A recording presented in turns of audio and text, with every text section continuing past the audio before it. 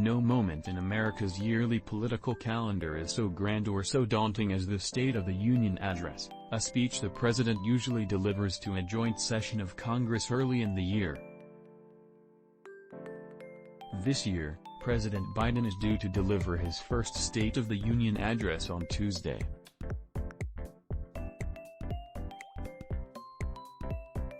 The Constitution requires the President to report on the State of the Union and to do it from time to time. It has been customary for more than a century for the President to do this with a live speech before a joint session of Congress. Nearly all the members of the Cabinet and Supreme Court attend as well. Now and then, the timing set by tradition has coincided with a period of high stress for the nation, and especially for the President himself.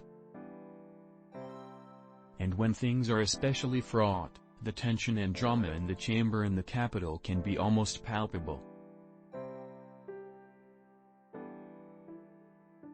But even when under maximum pressure, presidents have viewed the speech as a unique opportunity to make their case to the rest of the government, to the nation as a whole and to the wider world as well.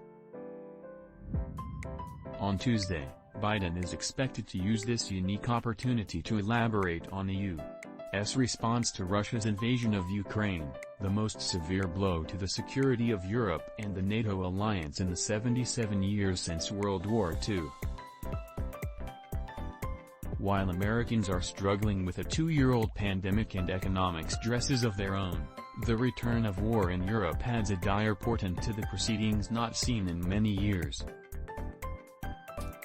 The last time more clouds were this dark over a State of the Union speech was in January of 2003, when President George W. Bush used the occasion to make a case for invading Iraq. That invasion would happen less than 2 months later, overthrowing the strongman dictator Saddam Hussein.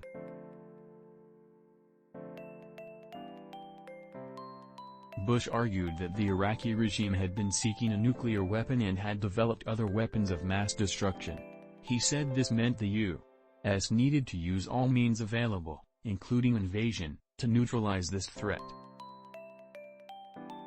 In one sense, Bush was preaching to the choir.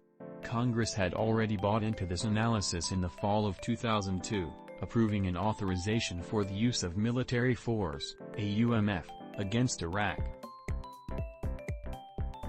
Some Democratic senators who supported this AUMF later regretted and disowned the vote. But at the time, the memory of the terror attacks of September 11, 2001 was still fresh and Bush's war on terror was still broadly popular. His approval score in the Gallup poll had declined from its peak of 90% but was still historically high.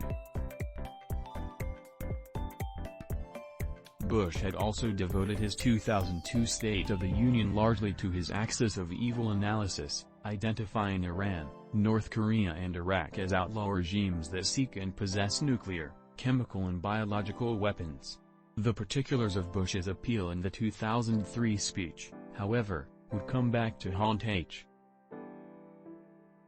He leaned heavily on an allegation that Iraq recently sought significant quantities of uranium from Africa.